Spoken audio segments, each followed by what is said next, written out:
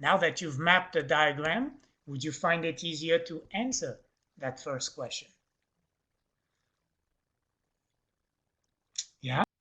So, Mohammed, for the respiratory disease curve, what if there is some disorder that causes complete cessation of bicarb compensation? Does that mean the graph is then just horizontal? No, it cannot be horizontal, Mohammed. You know why?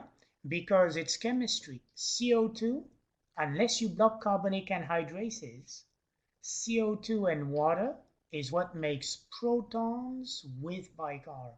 It's just a chemistry. So that CO2 becomes a bicarb and a proton when it gets hydrated with water. Is that okay? So you cannot measure CO2 without seeing some bicarb. About 80% of the CO2 travels as bicarb. Remember, about 5-10% are attached on carbamino group of hemoglobin. And then, of course, there's some that stays as gas. The PCO2 we measure as 40. Good, good, good. Yeah. And Maria, so you okay, Maria, with what Mohammed replied to you?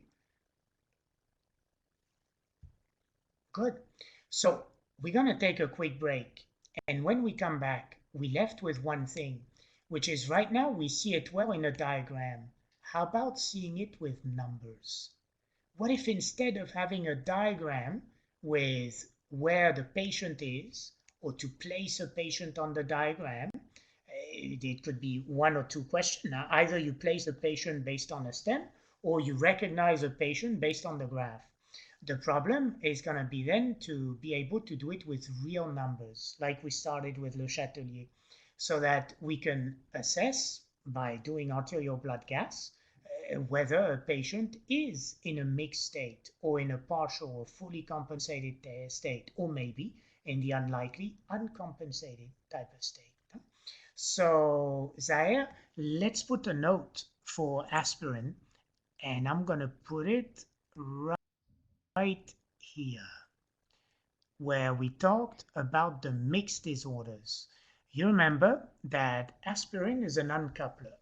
And look, if aspirin is an uncoupler, where did I put my mix? There you go. So aspirin uncouples, etc. What it means is this. Where there's electron transport chain, let's say NADH wants to return to NAD, and oxygen becomes water. You remember that this causes a proton gradient. And normally the proton gradient should go through F0, F1 to make ATP.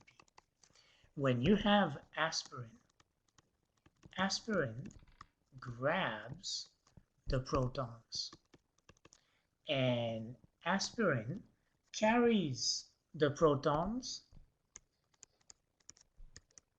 in the mitochondria, so that effectively protons bypass F0.